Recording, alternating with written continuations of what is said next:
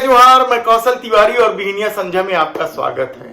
पांचों राज्यों में होने वाला चुनाव इस बार इस बात के लिए जाना जाएगा कि कौन पार्टी सीधे जनता को फायदा पहुंचा रही है और कौन सी पार्टी सीधे फायदा पहुंचाकर जनता से वोट लेती है।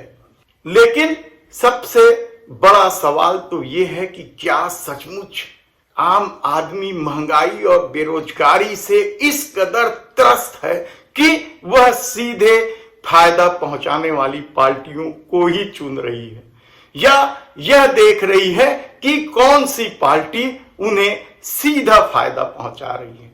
मूलभूत जरूरत की वस्तुओं का जिस तेजी से दाम बढ़ा है उससे आम आदमी क्या सचमुच इतनी तकलीफ में आ गया है कि अब राजनीतिक पार्टियों के सामने सीधे फायदा पहुंचाने के घोषणा के अलावा कुछ नहीं बचा है। यह सवाल इसलिए महत्वपूर्ण है क्योंकि जब विपक्ष सीधे फायदा पहुंचाने की बात कर रही थी तब देश के प्रधानमंत्री नरेंद्र मोदी इसे रेवड़ी कल्चर कह रहे थे, और अब चुनाव जब चरम पर पहुंच गया है तो वही भारतीय जनता पार्टी भी सीधे फायदा पहुंचाने की कोशिश में लगी है।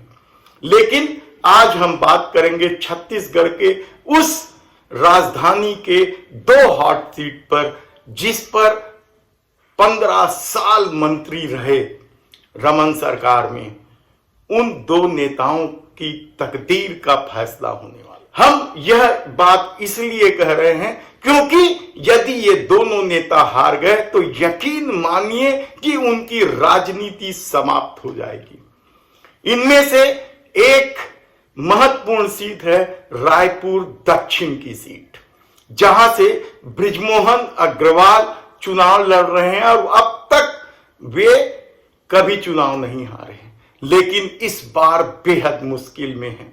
और शायद यही वजह है कि जब बैजनाथ पारा में उनसे सवाल पूछा गया तो इसे हमले का रूप दिया गया।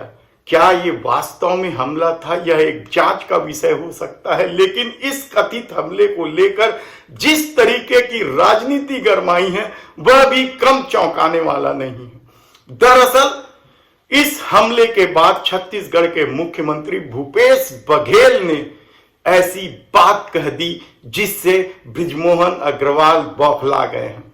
क्या सचमुच बृजमोहन अग्रवाल चुनाव हार रहे हैं?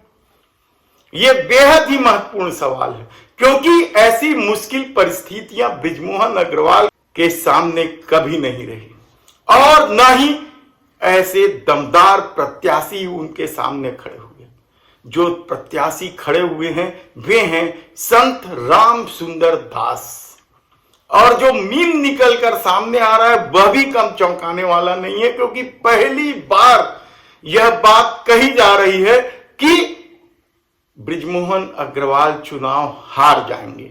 तो क्या इस हार की बौखलाहट ने बैजनाथ पारा का खेल रचा या फिर उस डर? और अब जब छत्तीसगढ़ के मुख्यमंत्री भूपेश बघेल ने सीधा सीधा कह दिया है कि बृजमोहन अग्रवाल पर हमला कौन कर सकता है, जिसकी वजह से नरेंद्र मोदी को पलंग के नीचे छुप जाना पड़ा, तखत के नीचे छुप जाना पड़ा, उस बृजमोहन अग्रवाल पर हमला कौन कर सकता है? पहली बात तो है कि बृजमोहन अग्रवाल पे कोई हमला कर सकता नहीं। वीडियो दिख रहा है उसमें तो खुद ही धक्का मार रहे हैं।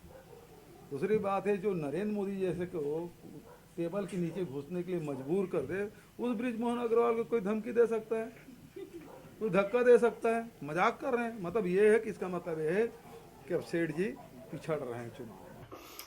छत्तीसगढ़ के मुख्यमंत्री भूपेश बघेल यही नहीं रुके, उन्होंने तो यहां तक कह दिया। बार बार एक शब्द का इस्तेमाल किया जाता है बीजेपी वालों की तरफ से, कांग्रेसी गुंडे। इसको आप किस तरीके से देखते हैं? बृजमोहन के सामने मतलब कोई दूसरे को गुंडा बोलना मतलब गुंडा शब्द का अपमान करना। बृजमोहन के सामने मतलब कोई दूसरे को गुंडा बोलना मतलब गुंडा शब्द का अपमान करना। लेकिन इसके बाद बृजमोहन अग्रवाल ने कल एक होटल में प्रेस कॉन्फ्रेंस लेकर सीधे सीधे छत्तीसगढ़ के मुख्यमंत्री भूपेश बघेल को चुनौती दे दी कि वे जहां से चाहे चुनाव लड़ ले, वे उन्हें हरा कर दिखाएंगे। ये चुनौती क्या दम्भ है या सचमुच बृजमोहन अग्रवाल की अपनी रणनीति है? क्या यह उस हार की बौखलाहट से बाहर निकलने का खेल है? क्योंकि यह पूरा मामला इसलिए महत्वपूर्ण है क्योंकि छत्तीसगढ़ के मुख्यमंत्री भूपेश बघेल ने सत्ता संभालते ही जिस तरीके बात है अभिमान के छत्तीसगढ़िया स्वाभिमान के नारे के साथ नरवा गरवा घुरवा बाली का खेल खेला और सबसे ज्यादा कीमत पर किसानों का धान खरीदा। यही नहीं, उन्होंने छत्तीसगढ़िया संस्कृति को आगे बढ़ाने के लिए जिस तरीके की रणनीति बनाई उससे क्या बृजमोहन अग्रवाल बौखला गए हैं। और अब जब जोगी कांग्रेस ने साहू समाज का प्रत्याशी खड़ा कर दिया है और साहू समाज भी अपनी ताकत दिखाने में लगा है ताकि अगली बार उन्हें दक्षिण से टिकट देने के लिए राष्ट्रीय दल मजबूर हो जाए, तो फिर क्या बृजमोहन अग्रवाल इस बौखलाहट से उबरने के लिए ही मुख्यमंत्री भूपेश बघेल को चुनौती दे रहे हैं? कहा तो यहां तक जा रहा है कि यह चुनौती अब छत्तीसगढ़ में भी गूंजने लगा है। छत्तीसगढ़, छत्तीसगढ़ी और छत्तीसगढ़िया वाद को लेकर जिस तरीके से मुख्यमंत्री भूपेश बघेल आगे बढ़ रहे हैं उससे क्या आने वाले दिनों में बृजमोहन अग्रवाल की दिक्कतें और बढ़ जाएंगी?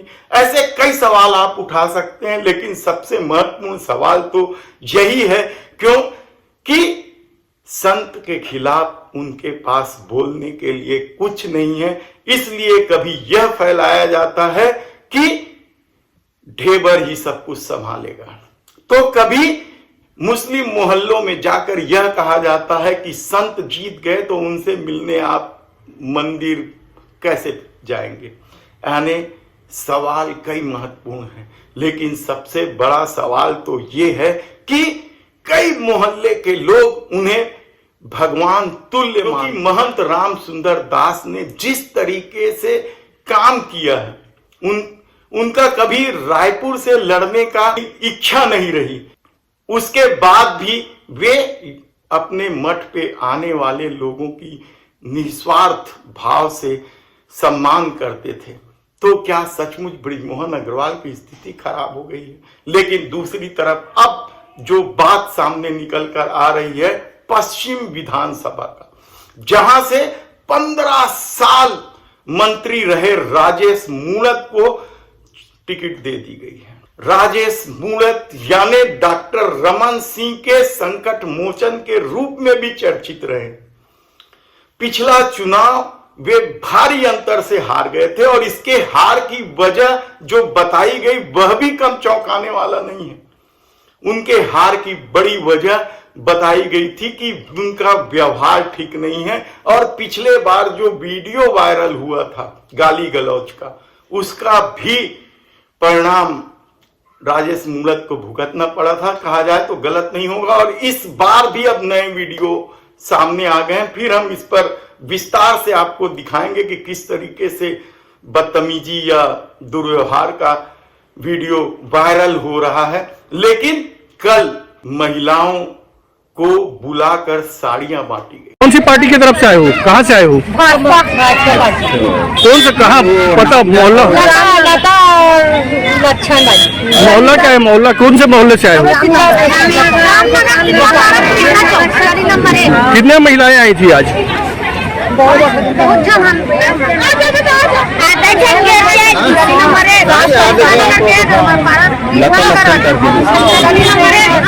हालांकि हमने पहले ही आशंका व्यक्त कर दी थी कि किस तरीके से रायपुर के इन दोनों सीटों पर सेठों ने तिजोरी खोल दी है और खूब पैसे दिए जा रहे हैं।